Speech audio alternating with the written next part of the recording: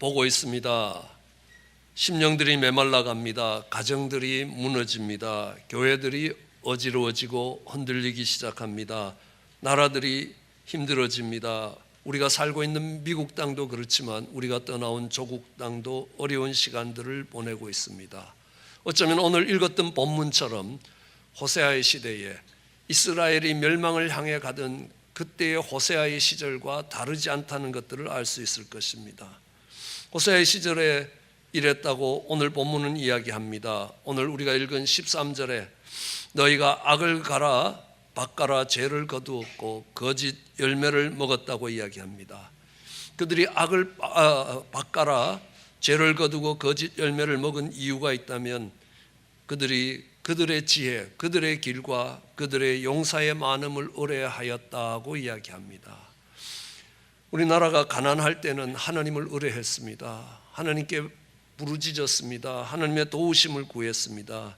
이제는 잘 살게 되었다고 그들의 지혜와 그들의 길과 그들이 가진 힘을 의뢰하기 시작했습니다. 그러므로 너희 백성 중에 요란함이 일어날 것이라는 겁니다. 평강 중에 그 나라가 진행되는 것이 아니라 요란함이 그 나라 속에 일어날 것이며 산성들이 해파될 것이라고 이야기합니다. 산성들이 해파되는 것은 오늘 이 본문에 의하면 전쟁입니다. 전쟁의 날이라는 겁니다. 그 전쟁의 날에 살만이 벳아벨에서 했던 회파와 같은 회파가 있을 것이라고 이야기합니다. 이 살만은 아수르의 왕이었습니다. 살만 에셀이라는 사람입니다. 그가 이스라엘의 멸망으로 치달아가던 호세아 왕 때 그 왕정 초기에 정말 벳아벨을 침공했습니다. 갈릴리 호수 서편에 있는 벳아벨을 침공해서 많은 사람들을 죽였습니다. 그래서 정말 자식의 시체 위에 그 어미의 시체를 반 잘라서 그 가운데 덮어버렸습니다. 그런 일들이 일어날 거라는 거 말씀하고 있는 것입니다. 우리는 잘 알고 있습니다. 얼마 전 6.25 때에 어떤 비참한 일들이 그 땅에 있었는지, 어떻게 수많은 사람들이 매우 잔인하게 죽창에 또 여러 모습으로 처절하게 죽어갔는지를 기억하고 있습니다. 너희의 큰 악으로 인하여 베델에 하나님이 이같이 행할 것이고 이스라엘 왕이 새벽에 멸절할 것이라 라고 이야기합니다. 우리의 처해진 상황과 크게 다르지 않다고 볼 수 있습니다. 그러기에 다른 어느 때보다 하나님의 회복과 부흥이 필요한 때입니다. 우린 지난 주일에 부흥이라는 것은 죽음의 바다 사해가 다시 살아나는 것이라, 그곳에 각종 물고기가 그리고 그 주변에 있는 엔게데에서부터 에네글라인까지 황폐해졌던 그 마을들에 정말 어부들이 다시 살아가기 시작하는 회복이 있을 것이라, 그것을 우리는 부흥이라고 이야기했습니다. 오늘은 묵은 땅이 기경되는 것이 부흥이라는 것입니다. 이 묵은 땅은 씨를 뿌릴 수 없는 땅입니다. 씨를 뿌려도 그곳에서 싹이 나지 않습니다. 죽음의 땅입니다. 생명이 일어나지 않는 땅입니다. 그 묵은 땅이 기경되어서 정말 그 속에서 30배, 100배 수확이 거두어진다면 그것은 분명 죽음의 땅이 생명의 땅으로 바뀐 것입니다. 우리는 그것을 부흥이라고 이야기합니다. 오늘 이 묵은 땅을 기경하라라고 이야기하시는 이 말씀 속에서 땅이라는 것은 농사를 짓는 땅만을 이야기하지 않습니다. 마태복음 13장에 보면 예수님은 네 종류의 땅을 이야기합니다. 그것은 길가밭이라는 겁니다. 그리고 나아가서 돌짝밭입니다. 그리고 또 하나는 가시떨기밭입니다. 그리고 옥토밭입니다. 마태복음 13장 3절은 이렇게 이야기합니다. 예수님이 비유하여 여러 가지로 저희에게 말씀하실 때 씨 뿌리는 자가 뿌리러 나가서 뿌릴새 더러는 길가에 떨어짐에 새들이 와서 먹어버리고 더러는 흙이 얇은 돌밭에 떨어짐에 흙이 깊지 아니하므로 곧 싹이 나오나 해가 돋은 후에 다져서 뿌리가 없으므로 말랐고 더러는 가시떨기 위에 떨어짐에 가시가 자라서 기운을 막았고 더러는 좋은 땅에 떨어짐에 혹 100배, 혹 60배, 혹 30배에 결실하였다라고 이야기합니다. 오늘 이 네 종류의 밭의 비유를 주신 예수님께서 그 제자들에게 그 비유의 뜻이 무엇인지를 해석하고 계십니다. 이 본문 뒤에 19절에 보면요, 길가의 밭이라는 것, 길가밭에 대한 특성을 설명하고 계십니다. 아무나 천국 말씀을 듣고 깨닫지 못할 때에는 악한 자가 와서 그 마음에 뿌리는 것을 빼앗나니 이는 곧 길가에 뿌리운 자라. 우리가 길가밭이라는 것은 정말 이렇게 씨앗이 뿌려지지만 그 씨앗이 뿌리를 내지 못하고 싹을 틔우지 못하는, 전혀 생명의 역사가 시작도 되지 않는 그 밭을 이야기하는데, 그것은 뭐냐 하면 생명의 씨앗인 생명의 말씀이 우리 마음에 뿌려져도 그것이 뿌리 내리지 못하고 싹을 틔우지도 못하고 악한 자가, 마귀가 와서 걷어가는 것을 이야기한다는 것입니다. 오늘 이 비유를 해석하는 예수님의 해석 속에서 우리는 그 밭이라는 것, 그 땅이라는 것은 우리의 마음으로 해석되고 있다는 것을 알 수 있습니다. 땅이 굳어지는 것처럼, 땅이 메말라지는 것처럼 우리의 마음이 굳어지고 메말라질 때는 그곳에는 생명의 역사가 일어나지 않는다는 것입니다. 그것은 죽음의 역사가 그곳에 있을 뿐이라는 겁니다. 우리의 형편은 어떻습니까? 우리는 많은 하나님의 말씀을 듣습니다. 주일 예배를 드리면서 주의 말씀을 듣기도 합니다. 어떤 분들은 수요일에, 어떤 분들은 새벽에까지 오셔서 많은 하나님의 말씀을 듣습니다. 그러나 그 말씀이 생명의 역사를 만들지 못하고 뿌리를 내리지 못하고 싹을 틔우지도 못하고 그 말씀을 들은 것이나 안 들은 것이나 아무 차이가 없는 것처럼 살아가게 된다면 그것은 길가밭이고 그것은 죽음의 밭이고 그곳에서는 생명의 역사들이 일어나지 않고 있다는 것입니다. 우리의 모습이 어떤 것인가 확인해 봐야 되는 겁니다. 이것이 길가밭이 되고 메마른 땅이 되고 묵은 땅이 되었다는 것은 물이 없다는 것입니다. 물기가 없어졌다는 겁니다. 우리는 어린아이의 피부와 노인의 피부가 다르다는 걸 잘 알고 있습니다. 어린아이의 피부는 부드럽습니다. 거기에 비해서 노인의 부부는 정말 소나무 껍데기처럼 딱딱하다는 겁니다. 왜냐고요? 어린아이의 피부에는 물기가 많기 때문이에요. 물기가 말라버리면 그것은 딱딱해지고 굳어진다는 것입니다. 그것은 곧바로 죽음의 현상이 진행되고 있다는 것들을 알 수 있습니다. 우리의 마음도 그렇습니다. 우리의 마음에 물이 없으면 그 마음이 메말라지게 되는 것입니다. 굳어지게 되는 것입니다. 묵은 땅이 되어버린다는 것입니다.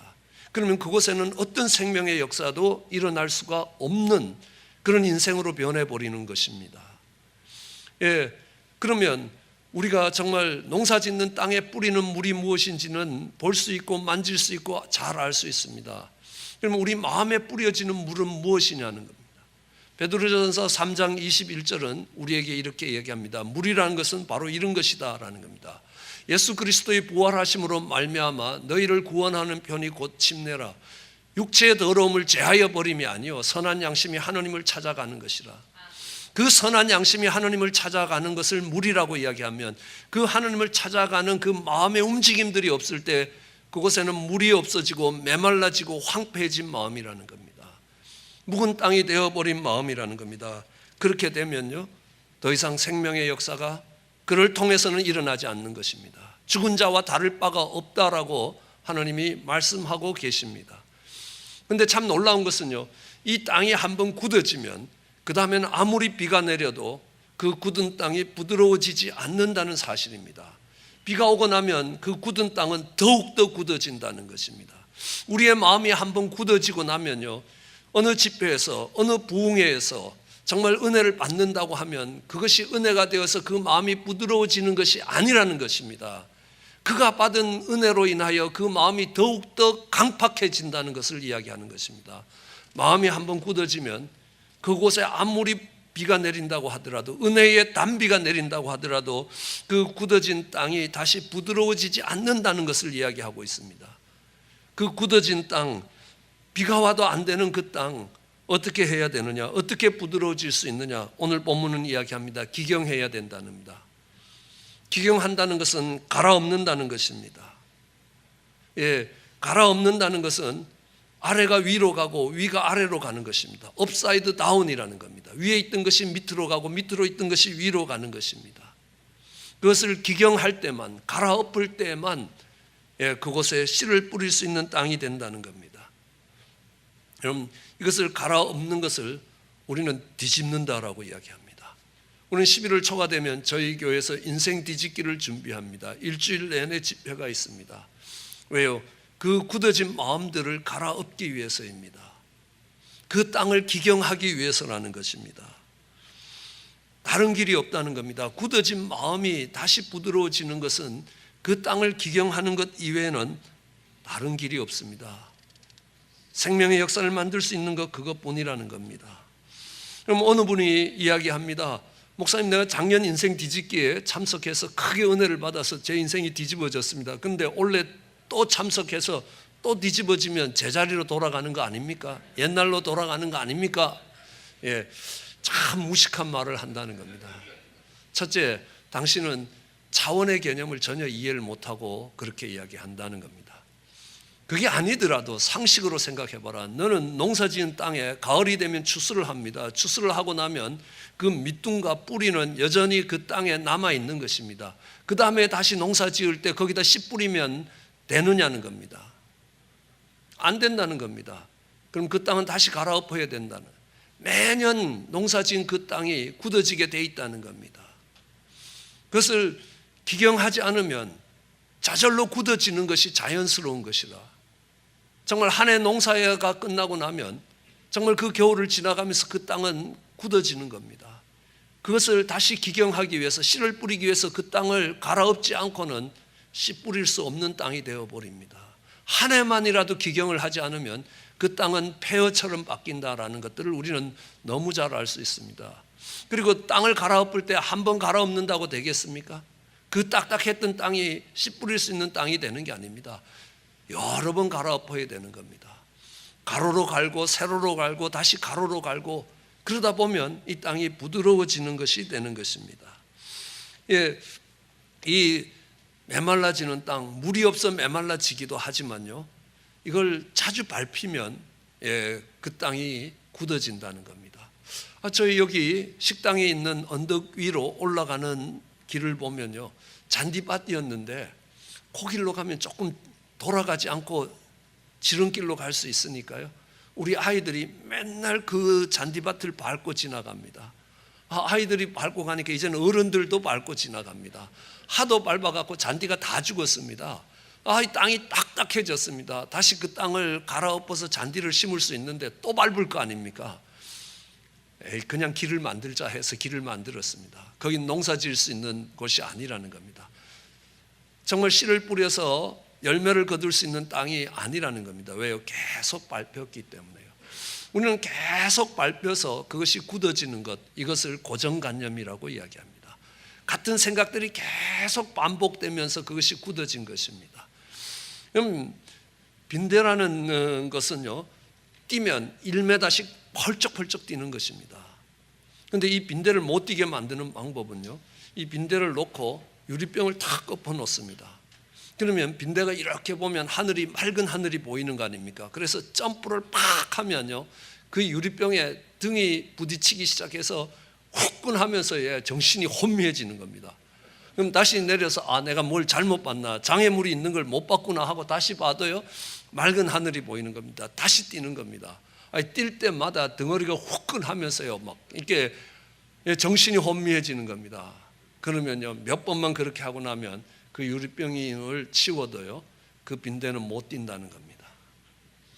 그럼 큰 어항에 보면요, 큰 물고기가 있고 아주 작은 물고기가 있습니다.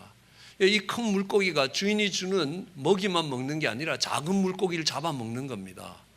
비싼 돈 주고 사온 작은 물고기를 자꾸 잡아먹으니까 골치가 아픈 것 아닙니까? 절대로 큰 물고기가 작은 물고기를 잡아먹지 못하게 하는 방법이 있습니다. 큰 어항 가운데다가 유리를 싹 끼우고 이쪽에는 작은 물고기를 놓고 이쪽에는 큰 물고기를 놓습니다. 그럼 작은 물고기가 왔다 갔다 합니다. 이제 저걸 잡아먹어야 되겠다고 하고 큰 물고기가 사정거리에 왔을 때 팍 뛰어갑니다. 근데 웬일입니까? 입에 작은 물고기가 들어오는 것이 아니라 주둥이에 불이 나기 시작하는 겁니다. 유리에 부딪혀서 꽝 하는 겁니다. 내가 뭘 잘못 봤나? 분명히 아무것도 없어서 앞에 정말 작은 물고기가 어른해서 잡아먹으려고 뛰어갔는데요, 이게 주둥이에 불이 난 거 아닙니까? 그렇게 몇 번 하고 나면요, 그 유리를 치워도 저 작은 물고기를 못 잡아먹는 겁니다. 저거 잡아먹겠다 하면 주둥이에 불이 난다라는 게 교육이 된 겁니다. 그 생각이 굳어져 있습니다. 이 생각의 감옥에, 우리는 이 고정관념을 생각의 감옥이라고 이야기합니다. 우리는 높은 곳에서 뛰어서 물로 뛰어내리면 물속에 쏙 빠지는 겁니다. 물속에 뜨려고 해도 정말 손발을 움직여 물 위에 뜰 수 있습니다. 그런데 그 무리를 걷는다, 이건 도저히 있을 수 없다고 생각합니다. 안 된다는 생각으로 꽉 갇혀져 있습니다. 그런데 그것을 깨고 나온 사람은 베드로입니다. 풍랑이는 밤바다를 걸을 수 있었습니다. 왜요? 다른 사람들은 다 무리를 걸을 수 없다고 생각했기 때문에요. 그 생각으로 굳어져 있었기 때문에요. 애초 시도조차 못합니다. 주님이 말씀하셔도 그 말씀대로 자기의 인생을 던지고 그 풍랑이는 밤바다로 발을 내딛지를 못한다는 겁니다. 왜요? 그들의 생각이 굳어져 있기 때문에 그렇습니다. 그것이 깨뜨려지지 않고는 다른 생각이 들어갈 틈이 없다는 겁니다. 그 굳어진 생각 때문에 다른 생각을 받아들이지 않습니다. 그것이 하나님의 말씀이고 하나님의 생각일지라도 그 말씀을 받아들이지 않습니다. 내가 경험했고 내가 지금까지 얻었던 것들을 신뢰하고 있는 것입니다. 우린 때로는 그것을 교만이라고도 이야기합니다. 그러면 하나님의 말씀이 들어갈 틈이 없다는 겁니다. 이 묵은 땅이 기경되어야 된다는 겁니다. 어떻게 묵은 땅을 갈아엎을 수 있겠습니까? 어떻게 묵은 땅을 뒤집어 엎을 수 있겠나? 어떻게 굳어진 생각들을 꺾을 수 있습니까? 그럼 사람이 새처럼 하늘을 나를 수 있다고 생각하십니까?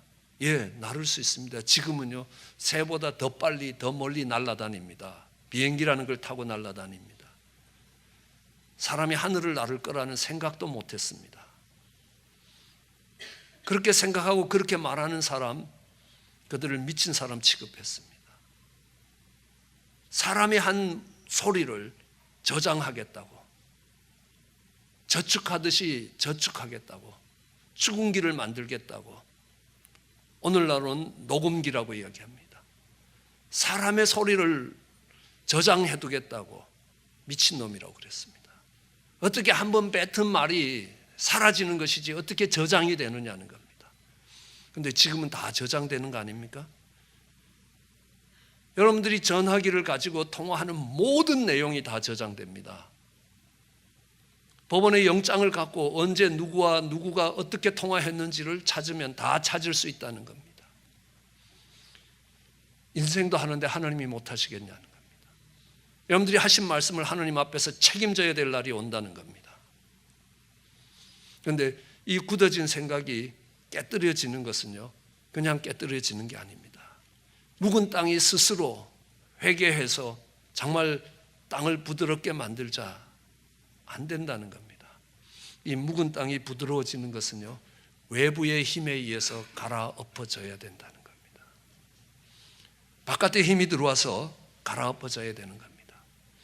우리가 다른 환경에 놓이게 되는 겁니까? 그럼요, 생각이 달라질 수 있다는 겁니다. 때로는 같은 환경 속에서도 마음이 찢어지는 아픔이 있습니까? 그러면요, 하나님이 지금 내 마음의 밭을 기경하고 계신다는 겁니다. 하나님의 생각과 새로운 것들을 집어넣기 위해서 그 굳어졌던 밭을 가는 겁니다.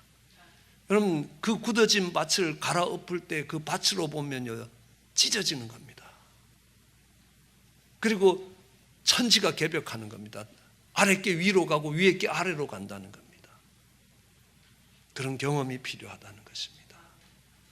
사도 바울이 다마색 선상에서 새로운 경험을 하면서 그가 갖고 있었던 고정관념을 꺾을 수밖에 없고 거기에 하나님의 말씀이 들어갈 수 있는 틈이 생기더라는 것입니다. 저도 교회 다니는 사람을 미련하고 대한민국의 아름다운 전통을 해파하는 나쁜 사람들이라고 생각했습니다. 확신했습니다. 그래서 만일에 정말 힘이 생기면 이 교회에 많은 세금을 부여해서 정말 이 교회가 그 가난한 동네에 하늘 끝이 모르게 솟아져 있는 저 첨탑을 끌어내릴 거라고 마음에 굳게 결심하고 살아왔습니다. 그런데 미국 땅에 왔습니다. 새로운 세계가 펼쳐지는 겁니다. 내가 상상했던 것하고 전혀 다른 세계라는 겁니다. 저는 내가 알지 못하는 세계가 존재할 수 있다는 것을 인정해야 되는 겁니다. 그러면 하나님이 다스리는 영적 세계가 존재할 수 있다는 것도 인정해야 되는 겁니다. 하나님의 말씀이 들어올 수 있는 틈이 생기는 겁니다. 여러분 대부분이 그러실 거라고 생각합니다. 저는 미국 오신 분들 한국에서 수리가 안 돼서 여기까지 보내셨다고 생각합니다. 한국에서는 그 굳어진 생각들이 틀어지지 않기 때문에 이 이방 땅에 와서 새로운 삶을 살면서 새로운 환경 속에서 그 마음밭이 갈아엎어지는 아픔이 있는 것이라는 겁니다. 그렇지만 그 속에 인생의 연약함이 깨달아지는 겁니다.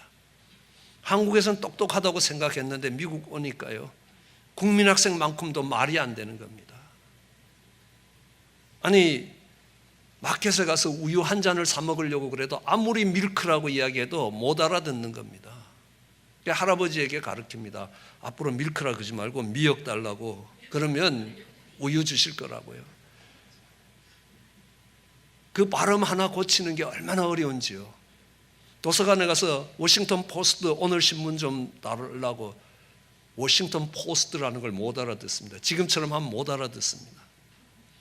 그래서 할 수 없이 썼습니다. 이 신문 달라고. 하면서 발음을 하는데요, 감당이 안 되는 겁니다. 얼마나 정말 우리가 가진 것이 보잘것없느냐라는 겁니다. 그때 하나님의 말씀이 들어올 수 있는 틈이 생기는 것입니다. 우리는 밭을 기경할 때도 아무리 기경을 해도 기경이 안 되는 게 있습니다. 그건 뭐냐 하면요, 돌짝입니다. 이 돌짝이 콱 박혀 있으면요, 그거는요 쟁기로 아무리 갈아엎어도 이 돌짝은 안 되는 겁니다. 제가 저희 집 뒷밭을 이렇게 갈고 있는데요, 이 공사하시던 분들이 콘크리트하고 폐자재를 갖다 넣은 겁니다. 그거는요 아무리 갈다고 해서 그게 되겠습니까? 다 찾아서 뽑아내야 되는 겁니다. 이 돌은 뽑아내야 되는 겁니다. 만일에 돌을 뽑아내지 못하면 그 땅에 씨앗이 뿌려지면 그것은 뿌리를 내리지 못합니다. 흙이 얇기 때문에 싹이 빨리 난다는 겁니다. 그렇지만 뿌리가 없기 때문에 환란이 밀어닥치면요 그냥 뽑혀 나간다는 겁니다. 그것이 돌짝밭이라고 이야기합니다. 뿌리를 내리지 못하는 밭입니다. 열등감이라는 돌이 콱 마음에 박혀 있으면요, 거기에 건드리면요 신앙도 없고 아무것도 없습니다. 발작이 일어나는 겁니다. 그럼 신앙이 자랄 수가 없습니다. 그 뿌리를 찾아서, 정말 그 뿌리를 내리지 못하는 돌짝을 찾아서 그 돌짝을 뽑아버리기 전에는 그 씨앗이 생명을 만들 수 없는 죽음의 땅이 된다는 것입니다. 그것을 찾아야 되는 겁니다. 어떤 돌이, 그건요 땅속에 감춰 있기 때문에 그냥 눈으로 봐서 보이지 않는다는 겁니다. 찾아야 되는 겁니다. 여러 가지 진단 자료를 통해서 내 속에 어떤 정말 그러지, 그러니까 한들이 맺혀 있고 어떤 열등감들이 맺혀 있고 정말 어떤 분노들이 쌓여 있는 것들을 찾아서 그것을 뽑아버려야 된다는 겁니다. 그것을 뽑기 전에는 그 밭에서 생명의 역사들이 일어나지 않습니다. 그것이 10년, 20년 신앙생활 했다고 되는 것 아니라는 겁니다. 저는 20년 신앙생활 하신 어느 집사님이 2달에 한 번씩 아내를 때리는 걸 목도해야 했습니다. 20년 신앙생활하고 그것이 괴로워서 교회에 와서 눈물 흘리며 부르짖는다고 그것이 고쳐지는 것 아니더라는 겁니다. 늘 아버지가 자기를 형하고 비교했기에 정말 아내가 남편을 다른 사람에게 비교하는 순간에 자신도 모르게 주먹이 나가는 겁니다. 그것은 그 열등감에 돌짝을 뽑아버리기 전에는 그 현상이 그치지 않고 그 속에는 생명의 역사가 일어나지 않습니다. 그것을 지켜보고 있는 그 자녀들이 다 망가진다는 것입니다. 그 자녀들이 신앙을 배우겠습니까? 그 아비가 말씀을 읽고 하나님 앞에 나가서 무릎 꿇고 눈물을 흘리며 회개한다고 나도 저런 신앙 가져야 되겠다, 아니라는 겁니다. 돌아서면 또 엄마 때릴 거라는 겁니다. 그 돌짝이 뽑혀지지 않고는 그 속에 생명의 역사가 일어나지 않는다는 겁니다. 우리는 씨앗을 뿌려서 씨앗이 뿌리를 내리고 싹을 내려도요 씨앗만 자라는 것이 아니라 항상 그곳에는 풀들이 자라는 겁니다. 가시떨기들이 자란다는 겁니다. 아니 심어놓은 곡식은요 자라라 그래도 잘 안 자라는데 풀들은요 자라지 말라 그래도 자라는 겁니다. 그것들을 뽑아주지 않고는 열매를 맺을 수가 없습니다. 모든 영양분과 양분들이 다 그쪽으로 가는 겁니다. 성경은 우리에게 이야기합니다. 너희 마음속에 가증한 것을 버리라라는 겁니다. 더러운 것들을 버리라라는 겁니다. 그러면 하나님이 일체한 마음을 주실 것이고 거기에 성령을 부으실 것이고 그러면 묵은 땅이 정말 갈아엎어질 것이라라는 겁니다. 그리고 정말 내가 굳은 마음을 제하고 새 마음을 주실 거라, 부드러운 마음을 주실 것이라 라고 에스겔서에 말씀하고 계십니다. 우리는 굳은 땅 갈아엎어야 된다는 겁니다. 고정관념을 꺾어야 된다는 겁니다. 새로운 생각을 받아들일 수 있는 틈을 만들어야 된다는 겁니다. 그것은 새로운 경험에서만 나오는 겁니다. 내 인생에 다가오는 새로운 경험에서만 새로운 생각이 그 가운데 들어올 수 있습니다. 그렇다고 해서 그것이 뿌리 내릴 수 있는 것 아닙니다. 돌짝을 걸러내야 됩니다. 그리고 풀들을 뽑아야 됩니다. 그러면 그 땅은 생명을 만드는 땅이 될 것입니다. 생명이 역사하는 땅이 될 것입니다. 그리고 30배, 60배, 100배의 수확을 거두게 될 것입니다. 호세아는 오늘 본문에 이야기합니다. 지금이 곧 여호와를 찾을 때라라고 이야기합니다. 여호와를 찾을 때니까 묵은 땅을 기경하라는 것입니다. 아무리 지금 하나님이 심판을 작정하시고 아무리 멸망 앞에 서 있다 할지라도 아무리 이 나라가 황폐한 땅으로 변했다 할지라도 아직도 기회가 남아있다는 겁니다. 지금이 하나님을 찾을 때라는 겁니다. 하나님이 찾아지는 것 아닙니다. 우리의 묵은 땅을 기경하면 하나님을 찾아 부르짖을 수 있게 될 것입니다. 그러면 하나님이 은혜를 베푸실 것입니다. 하나님이 의의 단비를 내리실 것이라는 겁니다. 하나님이 의의 단비가 내려져서 묵은 땅이 기경되는 게 아니라는 겁니다. 오늘 본문은 이야기합니다. 너희가 묵은 땅을 기경하라. 마침내 여호와께서 임하사 의를 비처럼 너희에게 내리실 것이라는 겁니다. 그 묵은 땅을 기경할 때에 하나님의 임재가 회복될 것이라는 겁니다. 그리고 하나님께서 은혜의 단비를 내리실 것이라. 그 전에 아무리 은혜의 단비를 내려도 그 묵은 땅이 기경되지 않으면 거기서 풀만 자랄 겁니다. 거기서 뿌리가 내려지지 못하고 정말 눈에 보이는 부분만 화려해질 것이라는 겁니다. 그곳에 아무리 의의 비를 내리더라도 그 굳어진 마음은 점점 더 단단해질 것이라는 겁니다. 그 묵은 땅을 기경하고 그 마음의 토양이 바뀌어질 때 하나님의 임재가 회복될 것이고 그곳에 하나님께서 의의 단비를 내리실 것이라는 겁니다. 그러면 그곳에서 30배, 60배, 100배의 열매가 있을 것입니다. 호세아서의 마지막도 그렇게 합니다. 내가 이스라엘에게 이슬 같을 것이고 이스라엘 백성들이 백합화같이 피겠고 레바논에 백향목같이 뿌리를 내릴 것이라. 곡식같이 소성할 것이고 포도나무같이 꽃이 필 것이라라는 겁니다. 그리고 이야기합니다. 나는 잣나무 같으니 내가 나로 말미암아 열매를 얻을 것이라. 이것이 호세아서의 마지막 부분입니다. 하나님 그들에게 열매를 주실 것입니다. 묵은 땅을 기경하면 그곳에 30배, 60배, 100배의 생명의 역사가 있고 열매를 얻는 역사가 있을 것입니다. 우리 삶 속에 또 위기를 만난 이 시대에 그와 같은 아름다운 역사가 있기를 주의 이름으로 축원합니다. 기도하시겠습니다.